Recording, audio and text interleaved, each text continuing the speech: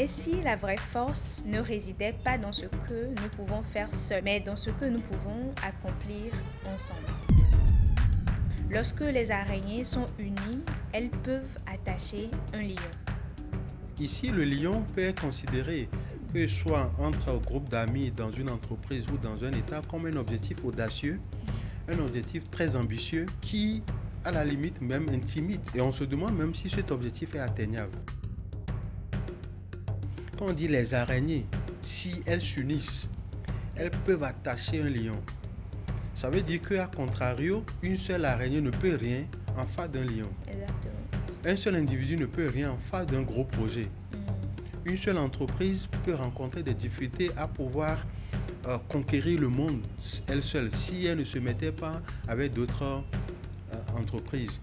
Un seul président de la République avec son seul gouvernement ne peut pas grand-chose s'il n'y a pas un collectif qui se met ensemble. Une seule famille ne peut pas arriver à grand-chose si elles ne se mettent pas ensemble.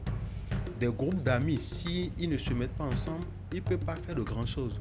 Donc ce proverbe nous enseigne le principe de la force du collectif.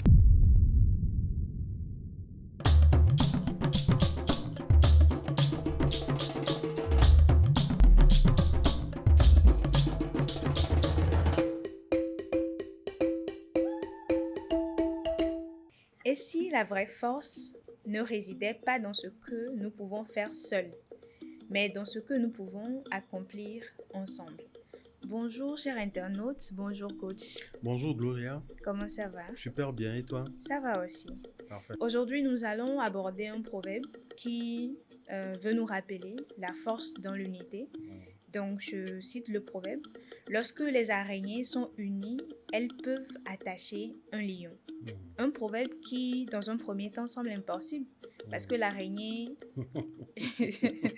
c'est assez fragile devant un lion. Qu'est-ce que cela t'inspire dans un premier temps, coach? Merci Gloria, j'aime bien aussi ton introduction. Oui, l'araignée est assez fragile. On dit lorsque les araignées sont unies, elles peuvent attacher un lion. Oui. Comme tu l'as si bien demandé, si on fait un parallèle où on met ces deux animaux face à face, franchement, l'araignée, elle est insignifiante. Exactement. Elle est invisible. Et je me demande même si le lion est conscient de sa présence. Le lion même peut marcher là-dessus sans s'apercevoir ou sans avoir le sentiment, l'impression d'avoir marché sur quelque chose. Donc, oui, l'araignée en face d'un lion est vraiment invisible, est vraiment insignifiant. Et que peut vraiment une araignée en face d'un lion? Dans une des vidéos sur laquelle on a travaillé ici, on a parlé de lion. On disait que le lion ne rugit pas pour annoncer sa venue, mais plutôt pour marquer sa présence. Et lorsque le lion est vraiment dans la vigueur de l'âge, le territoire sur lequel il est, personne n'a le droit de pénétrer sur ce territoire. Voilà. Que ce soit d'autres lions ou d'autres carnivores ou d'autres prédateurs, personne n'a le droit de pénétrer sur ce territoire. Et quand des lions se battent entre eux pour pouvoir préserver leur territoire, parfois la mort s'ensuit. Ils se blessent vraiment et il y en a qui décèdent suite au combat pour préserver leur territoire. Donc franchement, le lion, quand il est là, il est le roi, personne n'a le droit de venir sur son territoire. Et maintenant, mais en parallèle ou en présence d'un être comme celui-là, l'araignée. Donc franchement, tu vois que l'araignée, elle est invisible, elle est insignifiante en face d'un lion. Nous parlons généralement sur cette chaîne de développement personnel, de leadership. Nous abordons essentiellement des sujets qui peuvent nous permettre au quotidien d'apprendre plus en se basant sur les valeurs africaines. Et c'est pour cela que nous sommes là aussi à ce rendez-vous. Donc, quand nous attendons de ce proverbe que si les araignées se mettent ensemble, ils peuvent faire face à un lion, ce qui semble dans un premier temps impossible. Si nous revenons donc dans la réalité, qu'est-ce que cela peut traduire? Alors, qu'est-ce que cela peut traduire que ce soit dans la vie familiale, au sein de l'entreprise, ou même au niveau étatique, hein, Oui. au niveau étatique, euh, ici on peut considérer le lion comme un objectif très audacieux. Parce que quand on dit les araignées peuvent attacher un lion, on peut supposer qu'elles ont comme objectif de s'attaquer à un lion. Donc ici, le lion peut être considéré, que ce soit entre un groupe d'amis dans une entreprise ou dans un État, comme un objectif audacieux, un objectif très ambitieux, hein, qui, à la limite, même intimide. Oui. Et on se demande même si cet objectif est atteignable. Voilà. Imagine par exemple une entreprise qui vient de naître ou qui a quoi, 2 ou 3 ans d'existence et qui décide de conquérir le monde. Oui. Imagine une entreprise qui, après l'exercice précédent ou suite à l'exercice précédent, a un chiffre d'affaires, je dis du n'importe quoi, de 5 millions, de 10 millions de francs CFA par exemple. Et dans sa projection, elle dit, cette année, il faut que nous allons à 5 milliards de francs CFA. C'est un objectif qui peut paraître audacieux et inatteignable. Ou une entreprise qui peine à s'en sortir elle-même de par ses propres moyens et qui veut lever des fonds de l'ordre de 50 milliards par exemple. La plupart de ceux qui seront là vont se dire, mais comment vous pensez pouvoir lever un tel fonds? Ou imagine un pays où, après que les acteurs principaux se soient rassemblés, disent, OK, dans 20 ans, nous voulons être au niveau du Singapour, de la Malaisie par exemple, du Vietnam, des États-Unis, de la Chine. Et après qu'une vision comme ça ait été émise, j'imagine comment est-ce que les opposants réagiraient. Mais il dit, mais ce monsieur, il est venu nous vendre du vent. Donc un lion peut être considéré comme un objectif très audacieux et ambitieux qui paraît inatteignable. Et effectivement, lorsque on met en face de certains objectifs, comme ce que je viens de citer tout à l'heure, un individu, 2-3 personnes qui doivent faire un chiffre d'affaires de 5 milliards, lever un fonds de 50 milliards, etc., beaucoup diront, mais sur quoi est-ce que vous comptez? Donc en ce moment, ces individus-là sont comme des araignées en face d'un objectif comme celui-là. Un président ou son gouvernement vont être considérés comme des araignées en face d'un objectif dans 20 ans, atteindre le niveau de Singapour. Naturellement, je parle des pays africains. Donc voilà un peu le parallèle qu'on peut faire entre des araignées et puis un objectif, que ce soit dans la vie familiale, professionnelle, en entreprise, comme aussi au niveau de nos États. Ce qui m'intéresse actuellement, c'est qu'il y a un verbe qu'on a utilisé dans un sens d'atteindre un résultat. Donc, on disait en fait, elles peuvent attacher un lion. C'est comme si elles peuvent aboutir à un objectif qui se sont fixés au départ. Et quand je m'appuie un peu sur les exemples que tu as donnés, dans le sens où si on a un objectif assez audacieux, il faudrait que plusieurs personnes se mettent ensemble pour le faire. Aujourd'hui, je pense que les gens sont plus ou moins avertis par rapport à ça et savent réellement que pour atteindre un objectif, il faut quand même être ensemble pour le faire, mais arrivent à rencontrer beaucoup d'obstacles ou du moins préfèrent travailler seul que de le faire. Selon toi, quelles sont les difficultés ou du moins les contraintes que les gens rencontrent aujourd'hui dans cette perspective de se mettre ensemble? Alors déjà, comme tu l'as si bien dit, les araignées peuvent attacher un lion si elles se mettent ensemble. Oui. Et le principe que ce proverbe nous enseigne, c'est le principe de la force du collectif. Quand on dit les araignées, si elles s'unissent, elles peuvent attacher un lion. Ça veut dire qu'à contrario, une seule araignée ne peut rien en face d'un lion. Exactement. Un seul individu ne peut rien en face d'un gros projet. Une seule entreprise peut rencontrer des difficultés à pouvoir conquérir le monde elle seule si elle ne se mettait pas avec d'autres entreprises. Un seul président de la République avec son seul gouvernement ne peut pas grand-chose s'il n'y a pas un collectif qui se met ensemble. Une seule famille ne peut pas arriver à grand-chose si elles ne se mettent pas ensemble. Des groupes d'amis, s'ils ne se mettent pas ensemble, ils ne peuvent pas faire de grand-chose. Donc ce proverbe nous enseigne le principe de la force du collectif. Et quand le collectif se met en place, ils peuvent atteindre de gros objectifs. Seul on va vite, mais ensemble on va loin. Donc, effectivement, nous savons qu'il y a certains objectifs, on ne peut pas les atteindre lorsqu'on ne se met pas ensemble. Mais pourquoi est-ce qu'on n'y arrive pas? Et quand je regarde de près, je me rends compte que de plus en plus, nous adoptons un modèle de développement qui est basé sur l'individualisme. Chacun pense qu'il est plus intelligent que l'autre. Chacun pense qu'il est plus malin que l'autre, que les autres. Et même quand les gens sont ensemble, vous voyez que après, quand ils se séparent à la fin de la journée, il y a toujours 2-3 personnes qui essaient de faire les choses de par leurs propres moyens. Et il y a des sous-groupes dans le grand groupe. Absolument. Et où certains pensent qu'ils dépensent plus d'énergie, qu'ils mettent plus les moyens que d'autres, qui réfléchissent plus que les autres, oui, qui sont présents plus que les autres, etc. Et du coup, les gens pensent que oui, il faut manœuvrer et pouvoir à la fin y arriver seul. Et donc, ce mode de fonctionnement, d'abord au niveau des individus, ensuite même au niveau des entreprises et au niveau même des États, où certains États dans certains ensembles sous-régionaux pensent qu'ils peuvent s'en sortir seuls. Et cet état d'esprit est tellement ou devient de plus en plus répandu dans nos pays que chacun pense qu'il peut y arriver seul. Et on entend même des gens dire que je me suis fait tout seul, je me suis construit tout seul. Et donc à partir du moment où, à la fin, certains pensent qu'ils sont plus intelligents que les autres, qu'ils sont plus malins que les autres, même s'ils savent que, en réalité, il faut qu'ils se mettent ensemble, à la fin des courses, tout le monde se disperse.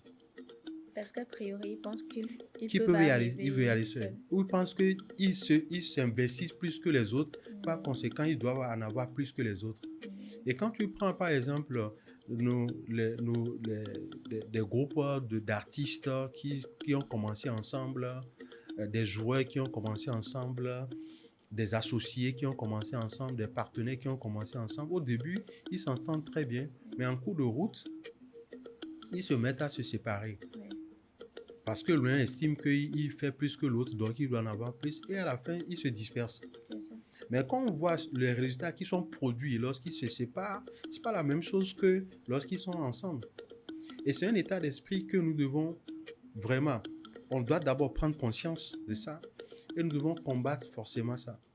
Et quand on regarde sous dossier, on voit que eux, malgré leurs différences, ils arrivent quand même à fonctionner ensemble. Et on voit les résultats qu'ils produisent. Et tu vois un peu. Et on voit les résultats qu'ils produisent. Donc, prendre conscience qu'on ne peut pas y aller seul, mais quand on se met ensemble, on peut faire plus. Mais comment est-ce qu'on peut y arriver à ça?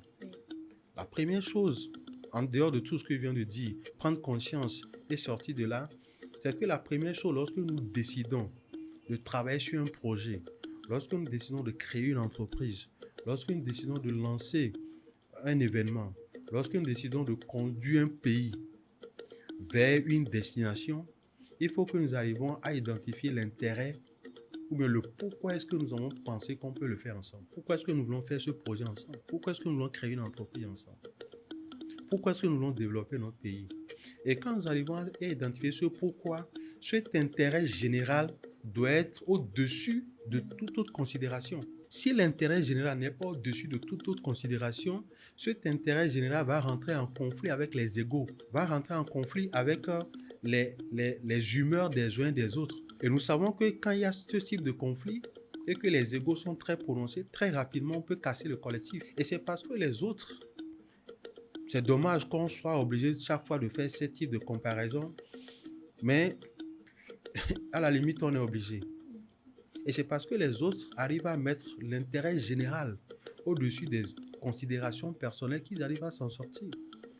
Si nous faisons un clin d'œil par exemple aux ensembles étatiques sous d'autres cieux, et regardez par exemple quand la Grande-Bretagne voulait sortir de l'Union européenne, ils ont dû négocier pendant des années. D'abord, ils n'étaient pas d'accord. Ils voulaient mettre des sanctions à la Grande-Bretagne. Elle devait payer plein de redevances. Ensuite, ils sont allés à des négociations qui ont duré 2 à 3 ans, voire plus. Et en sachant qu'en réalité, ce sont des considérations politiques qui les ont amenés là-bas.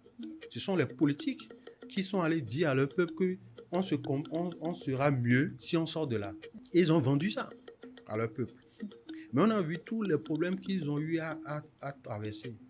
La Catalogne, au niveau de l'Espagne, Carlos Puigdemont, qui était un indépendantiste et qui voulait faire sortir la Catalogne de l'Espagne. On a vu tous les problèmes qu'il a rencontrés jusqu'à ce qu'il ait eu un mandat d'arrêt international contre lui. Actuellement, il est en exil en Belgique, à Bruxelles. Donc, aujourd'hui, aucun pays européen n'imaginera, ne pensera à sortir de cet ensemble parce qu'ils sont arrivés à mettre l'intérêt général au-dessus et ils ont compris qu'ils sont plus forts ensemble. Mais quand tu viens chez nous, regarde comment est-ce que d'abord nous sommes très éparpillés. Malgré ça, il y a des pays qui continuent pas s'éclater. Il y a des pays qui continuent pas à penser qu'ils peuvent se développer seuls sans leurs voisins. Et cet état d'esprit au niveau au niveau étatique, découle jusqu'au niveau des entreprises, jusqu'aux individus. Et c'est pour cela qu'il y a certains niveaux de développement qu'on n'arrive pas à atteindre. Il y a des marchés qu'une seule entreprise ne peut pas atteindre.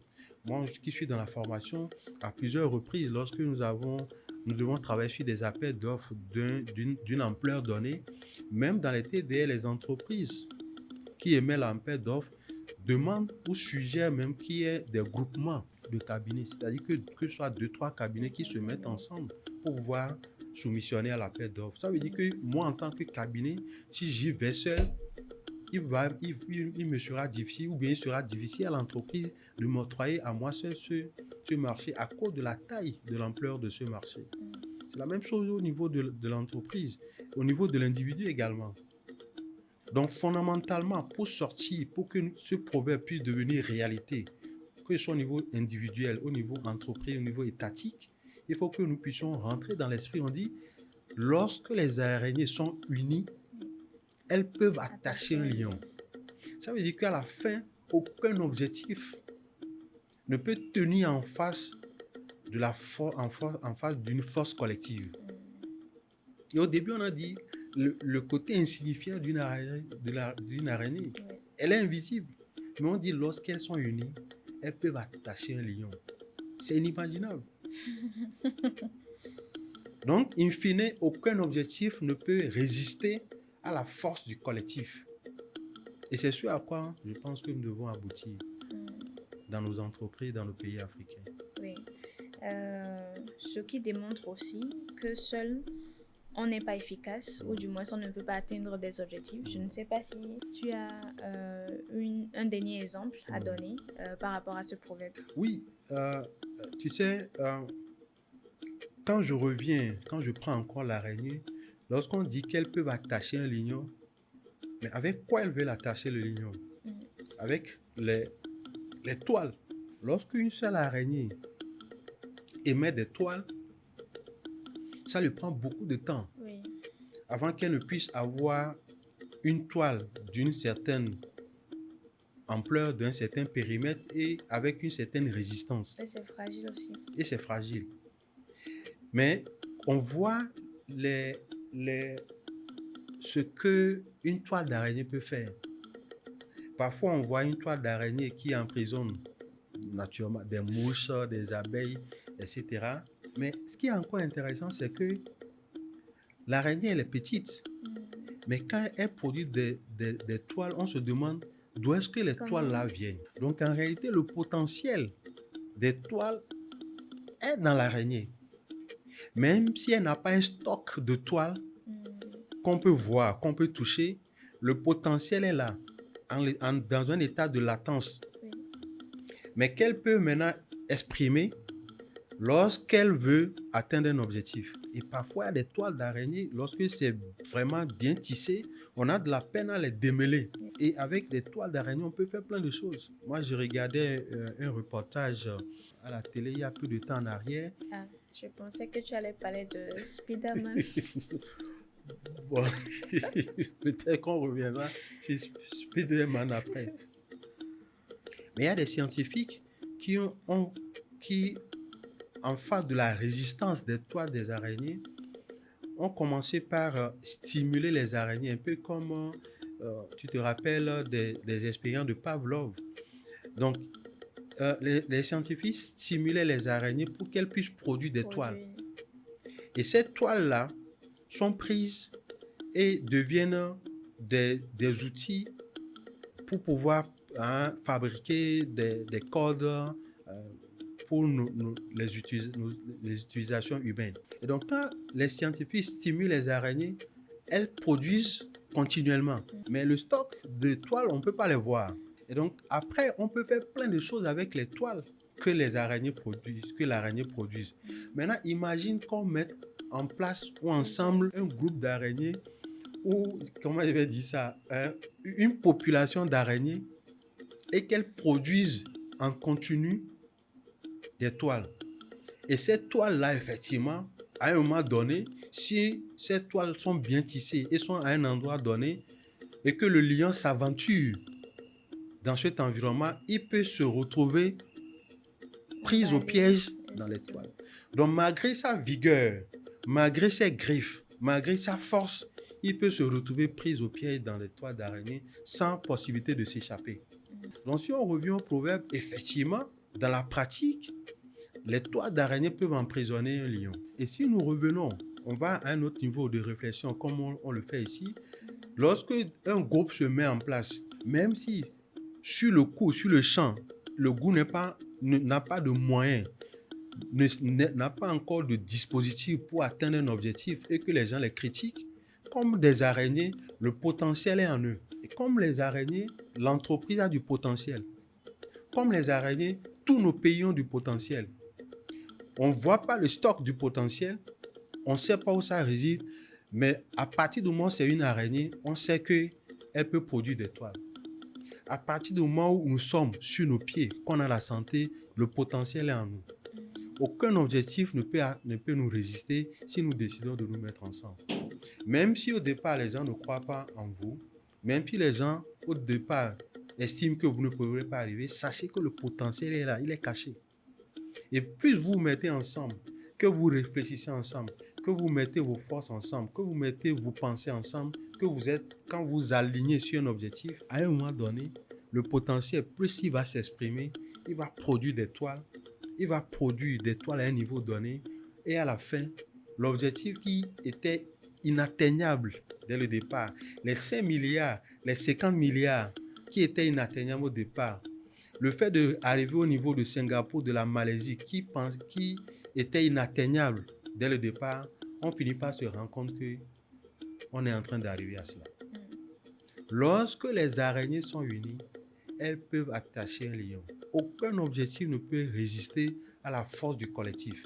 Même si dès le départ, on ne voit pas le talent, on ne voit pas le potentiel, il n'y a pas les ressources, il n'y a pas les moyens, il n'y a pas le dispositif, le potentiel il est là. Il suffit qu'on se mette au boulot et ça va commencer par sortir. Comme les scientifiques stimulent l'araignée et elle commence par produire, quand nous sommes en face des défis, des difficultés, on ne sait pas comment ça se fait, mais les toiles commencent par émerger. Le potentiel commence par sortir. Et nous-mêmes, on sera surpris. On est surpris par ce qu'on est arrivé à produire. On dit, attends, quand on regarde derrière et on voit où est-ce qu'on est aujourd'hui, on dit, mais comment est-ce que c'est possible? Il y a des résultats, vous pouvez même les atteindre et vous vous demandez si réellement c'est vous-même qui avez fait ça. Parce que le potentiel était là. Je voulais poser une question dans l'exemple.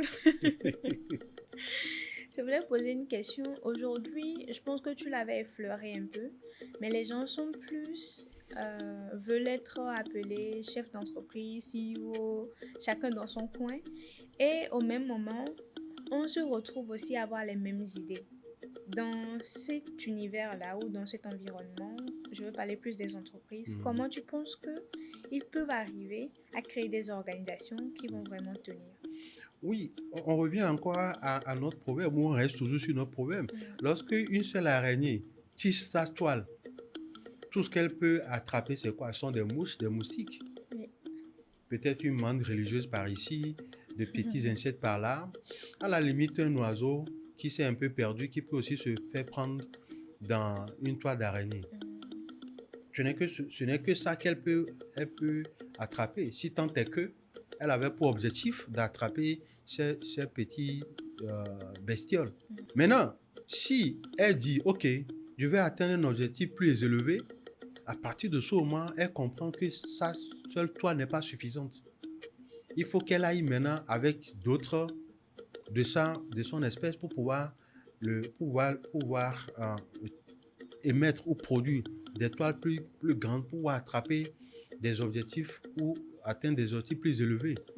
C'est-à-dire que entre être un CEO, un chef d'entreprise qui fait 20 millions de chiffre d'affaires annuel ou être dans un groupement où nous générons 100 milliards de chiffre d'affaires annuel, il faut faire le calcul. L'individu qui fait 20 millions de chiffre d'affaires annuel lui seul et un groupe qui génère 100 milliards de chiffre d'affaires à la fin de l'année, faisons le calcul. Et quelles sont les valeurs que, par exemple, on doit avoir pour consolider cette construction?